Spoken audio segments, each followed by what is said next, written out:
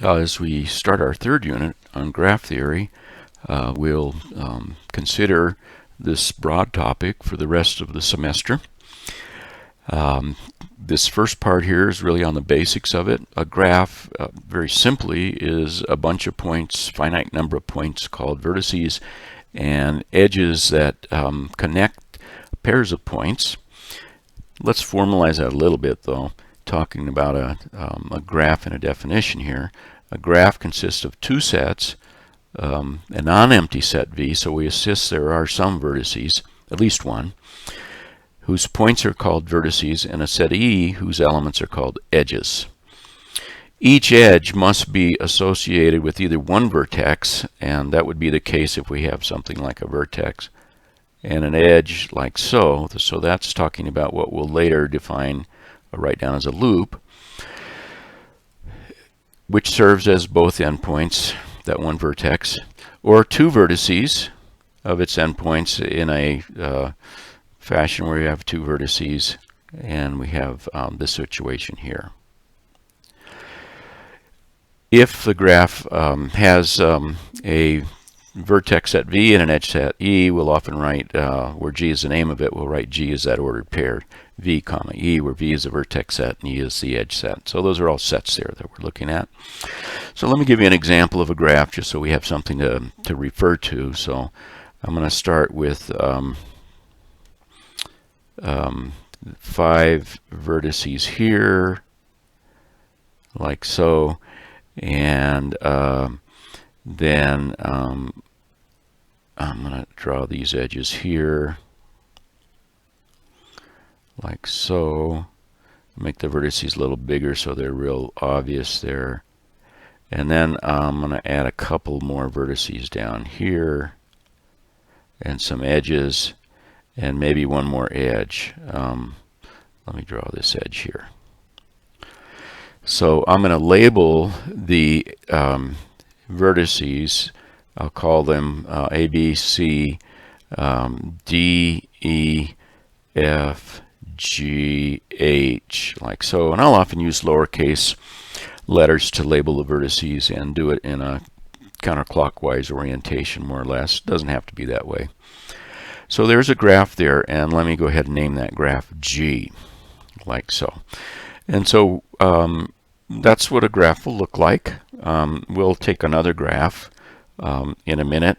Maybe I'll draw another graph here that looks like this on, I don't want to make this one have too many vertices. Let's maybe make it have 5 vertices like so. Give it a 6th one right there. And then I'm going to draw, in addition what I've drawn there with those 6 vertices, I'm going to draw another edge here. And I'm going to draw a loop right there, what we'll call a loop right there. So let's call that one, first one G1 and second one G2, like so. So I'm going to come back and talk about features of those graphs, but before we go there, let me just very quickly talk about some of the uses of graphs, and I'll say this very briefly. Graphs started, graph theory started with Leonhard Euler, who solved the bridges of Königsberg problem that we'll visit a little later in the course. And that really was the beginning of it back in 1736 when he published a paper on that. So it's a theory, or an area of mathematics where we actually know the starting point. In many cases we don't have that. Graphs were a curiosity maybe for a long time, but they become very important in many applications. They're one of the basic tools, or a basic tool in problem solving. And I'll give you some examples of this in a video later. But in broad ways, they're useful in scheduling in a variety of ways. For example, if you have a very, very large project that has many, many steps that have to be taken, and some steps depend on others and so forth, then graph theory is a part of what one might use to schedule that in an efficient way. They have implications in transportation. in biology, where you might be studying, for example, how species interact, and you want to depict that in some way to study it, and a graph is very useful. In decision theory, or just a matter of making decisions, where you can connect things that are related in a certain fashion. In data structures, in computer science, to name a few. There are many others, but I'll stop with that right there. So they're a fundamental tool in problem solving in modern time. So some more terms. I'm going to keep those two graphs up there visible to us, but some more terms we talk about when vertices of a graph, U and V, we call them adjacent if they are the endpoints of the same edge. So in graph G1, we have that, say, A and G are adjacent in G1, right? Because they share an edge. They are the endpoints of the same edge. Talking about the edge, we say that an edge E is incident on V if V is an endpoint of that edge. So I don't have the edges above named, but let me go ahead and name one of them. So let's name, let's say, this edge right here. Let's just call that alpha. That's the letter alpha there. So in that graph, edge alpha is incident on B and on C. That too.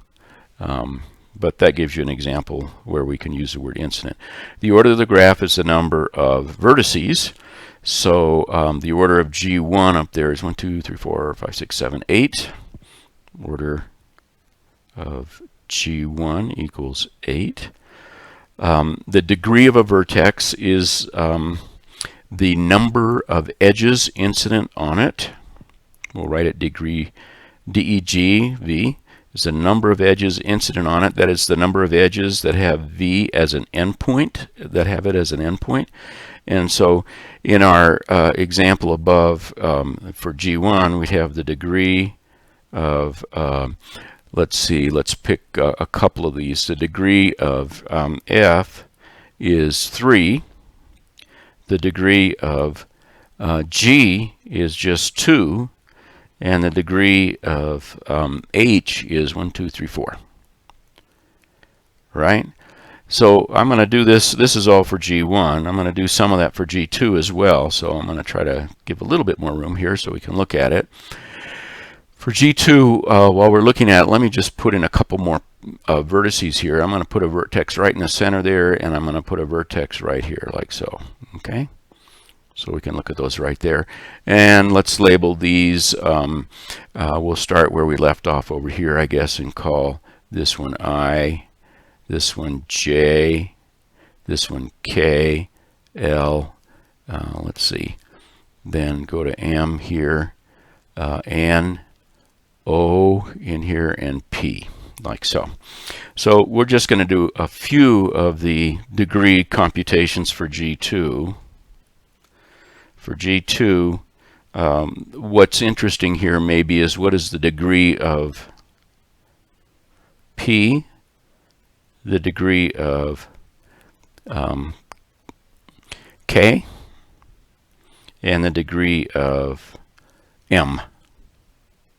So take a minute, pause perhaps, and come to some conclusion on those. I will go right ahead and put in the numbers here, assuming you paused if you wanted to. The degree of P is just 0. That's called an isolated vertex. So lock that right there. That's isolated right there. The degree of K is equal to 1. Sometimes people will call that a pendant vertex. So I'll go ahead and put that in there. That's a pendant. And then the degree of M, is, I wanted to show you this because of how we treat this for a loop. if you think about zooming in on that and looking to see at how many things are coming into it, there are actually 5 there. Okay, and that's how this will be counted. The degree of m is actually equal to 5. So a loop counts twice. That red there is just to circle around it, right? That's not part of the graph. So the loop counts twice towards degree. Okay. So those are some of the terms with graphs, and I guess the last one here is that we'll say, for example, in the first case here, when we were looking at the edge alpha up here, that B and C are connected by alpha. Okay, so a very natural use of the word connected, I think. Now there are a number of special graphs, and I think I will pause this particular video, and the next one we'll go through some special graphs.